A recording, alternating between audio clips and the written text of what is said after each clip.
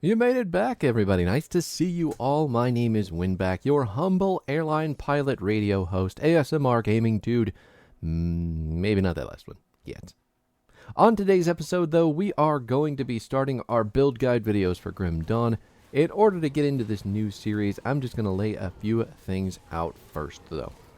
Number one, it's a YouTube video. Sign the contract of a like or a comment to feed the endlessly hungry YouTube algorithm, or consider a subscription so that I can feed my need for validation from strangers on the internet.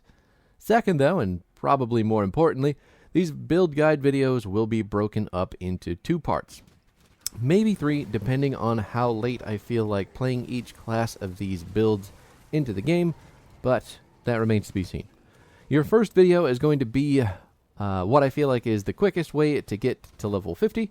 That means that you'll get the skills for the maximum farmitude and the gear that you'll have the easiest access to boost your XP and farming skills. Then in the second video for the build, we'll look at the late game gear and devotions and other late game stuff. Now, I'm sure it goes without saying at this point, but this is all from my experience with the game, and if you have different methods of building characters, feel free to stay set in your ways. If you like the way I do things, by all means, adopt those ways, like the sweet little orphan puppy that you found hiding in your backyard. If you do have your own methods, though, and you want to leave a comment down below on how you think they're so much better than mine, feel free to do so. I am an open, empty book. Now, we're going to be starting out with the Ritualist for this series. For the uninitiated, the Ritualist is a Shaman Necromancer build. For my Ritualist, in particular, I'm going to lean more heavily into the Necromancer tree because of the vitality damage and the pet vitality damage that comes with it.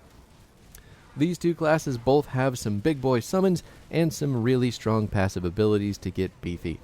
I'm going to be building a pet army with a melee weapon and a shield to charge face first, absorb a bunch of aggro for my guys, and then guide them around the battlefield with my pet attack skill. Picking off all of the big angry targets first. Once the big guys are dead, we can let the pets clean up everything else on their own. While all of that is happening, we'll be buffing the pets and doing some AoE damage to help them out in their clearing.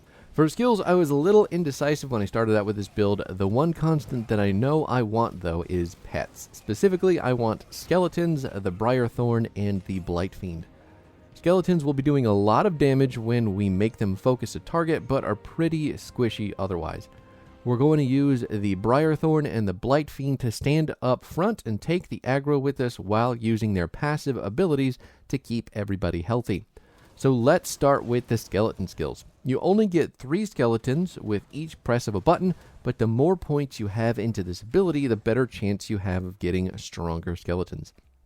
For the purpose of the first 30 levels or so, however, you're going to want to put more points into Undead Legion first. Legion is going to increase your summon limit on your skeletons, which basically multiplies the damage that they deal by about 160% once you have it maxed out. That's not taking into account the types of skeletons that you will summon. That is based purely on the number of skeletons that you have. I'd try to get about 10 points into each of these before moving on to the next skill, and you can also shortcut these pets if you're not looking for early on pet damage, and go for pure XP farming by putting all of your points into Bone Harvest. We take this ability later on anyway for the Soul Harvest Mastery, but maxing it early means that you, the player, will be doing more damage than your pet, which is a lot more reliable for some people, but also kind of boring. For me, specifically. Now, if you stuck with the skeleton's points first, good job. I like you. In the first 10 levels, you should have, I think, if I'm doing the math right, it's 27 skill points to work with. That's 3 per level, not counting level 1. That means with 10 points you put into your Necromancer Mastery bar, you can put 10 points into Legion, and then the remaining 7 points into Raised Skeletons. Once you're 10, you can pick up your Shaman Mastery and start making your way to the Briarthorn. Mugdrogan's pack is helpful too, but it is also optional. It's going to make all of your summons in an aura more tanky and deal more physical damage. Realistically though, the number of points you put into pact doesn't have to be super high early on. It will matter much more in the late game, But before level 30, this ability isn't going to be mega necessary, so if you want to cut it out of the build until that time, go ahead. Briarthorn is another summon you want to build up pretty quick because this guy will share the frontline damage with you, and Briar definitely gets thorny for the damage. He's also got a health bar you can track in the top left corner, unlike the skeletons. Skeletons only get a number tracker, to keep track of how many skeletons are out right above your status bar, so if that number is anything less than your maximum amount of skeletons, you're going to want to summon more. But making Briar about 10 points worth of tanky will keep you and your skeletons alive long enough to clear all the rooms that you need to. After we get Briarthorn properly beefed up, we are going to want to call in the second Bash brother, the Blight Fiend. The heaping blob of flesh is disgusting to look at, but super fun at parties. Blight Fiend has one thing that the Briarthorn does not come standard with, however. This actually gets an AoE skill on top of his normal attacks, so he is marginally more useful when comparing at a baseline. Once we have him, we can activate the full tank and spank 3-man frontline, and that should keep our skeletons very, very safe. Because we're just dashing in most times, well, you won't be dashing in until level 50, but you're running in most times with the Briarthorn and the Blight Fiend right behind you, and then your skeletons will be behind everybody else. Getting your summons each to level 10 with no skills apart from Legion will be the priority before level 30. And we're actually going to max out Legion, or Undead Legion, at 12. So with 10 points in each of the summons, the 12 points in Undead Legion, and the,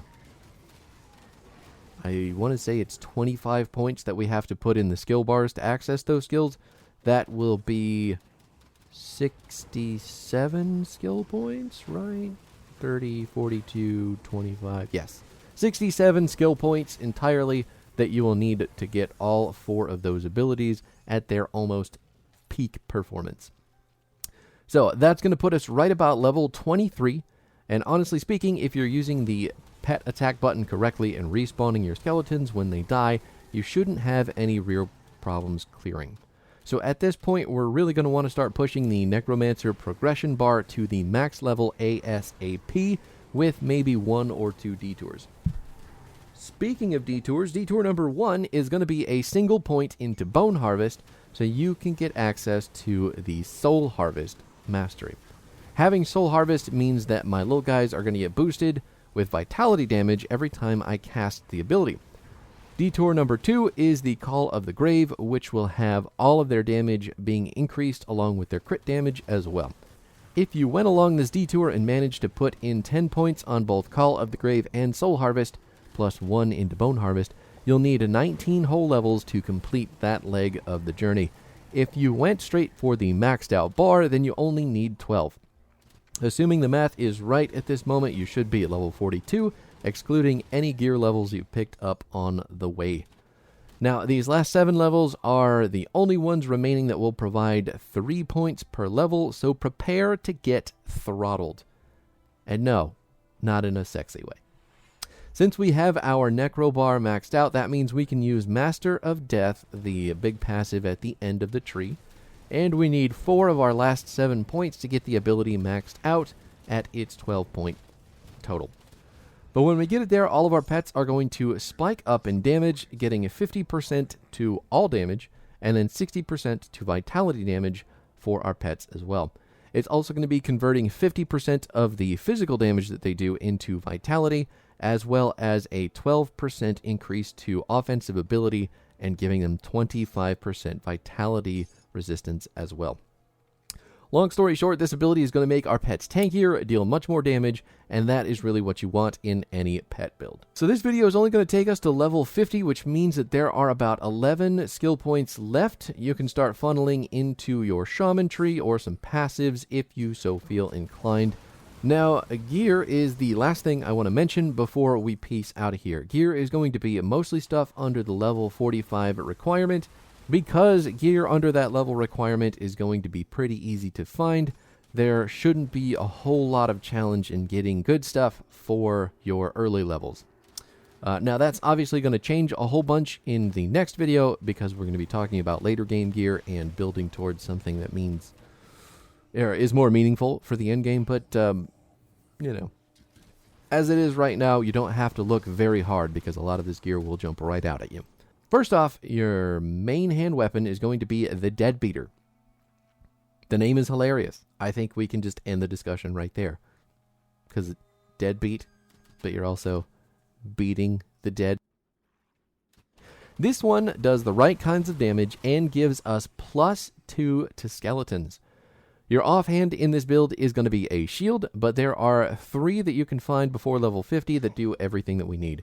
Your early options are going to be Spirit Eater Bulwark and the Dreadguard, and both of these are basically 2 sides of the same coin, where one will deal more vitality damage and the other will help your pets do more damage themselves.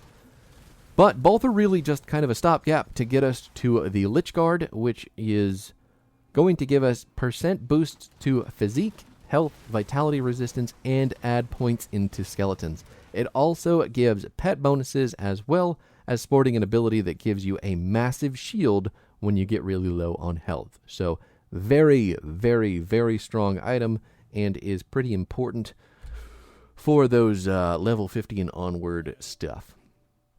With weapons out of the way, we can talk about jewelry. There is a monster infrequent amulet that can be purchased from a secret vendor in Act 3, located in the Blood Grove. This is called the Deathwatcher Pendant and will buff both Mogdrogan's Pact if you took it, as well as Call of the Grave with unique modifiers. Marrowband is really common and is a blue item with points that will, it gives you points into Skeletons and Briarthorn, as well as a summon of its own that is very tanky that activates off of a percentage chance to hit, I think. I would even say if you find 2 Marrowbands, which isn't very hard to do, go ahead and equip both until you find something that you like better. After jewelry, I'm going to lump these next pieces together because there is an early game set that I use that makes leveling a lot faster. And then that is going to be your head, chest, pants, and boots. You'll want to look for the Explorer set, and this is something that you can craft as well if you have the blueprints. But with these 4 items, they are basically giving you a 20% XP gain that you get every time that you defeat something. If you are doing the math, that means that for every 5 levels you climb with these on, the items alone are going to give you another level all by themselves. I will usually ride this set from level 15 to about 30, and from there I'll replace them with new pieces that make sense as I find it. As a matter of fact, for all early game builds I have, this is pretty standard practice with only a couple exceptions. So, once you find yourself a full Explorer set, do yourself a favor, start putting them in the shared stash for all of your characters, and then make sure that your early game characters are using those the best that they can. Shoulders, gloves, belt, and medal didn't make a huge difference for me in this build early on, but that's mostly because I didn't find much that really tickled my balls. So, things like Acolyte's Cord for our belt are pretty helpful, and the Deathrite handguards are going to be helpful as well, but these pieces took me a little bit longer to find through this playthrough, so ultimately they did get replaced as soon as possible. The relic, however, is still pretty important, so start looking for the materials for Hysteria first. This relic gives you a Ghost Crab Buddy as well as health and attack speed for your pets, and then you can transition that one into either Mortality or Savage, with Mortality buffing your pets by huge amounts, or Savage giving you a whole new summon called the Stormhound. That's going to do it for the early on Ritualist build, everybody, and we'll continue tomorrow with the late game Ritualist options that I have going right now that you're seeing on the screen. Apologies if some of the numbers don't match up with what I am saying in the video, but as far as everything goes, this is the best way for me to get up to where you're seeing on the video right now. If you have anything else you want to let me know or ask, feel free to do so in the comments, and I will be back tomorrow. I'll see you guys there.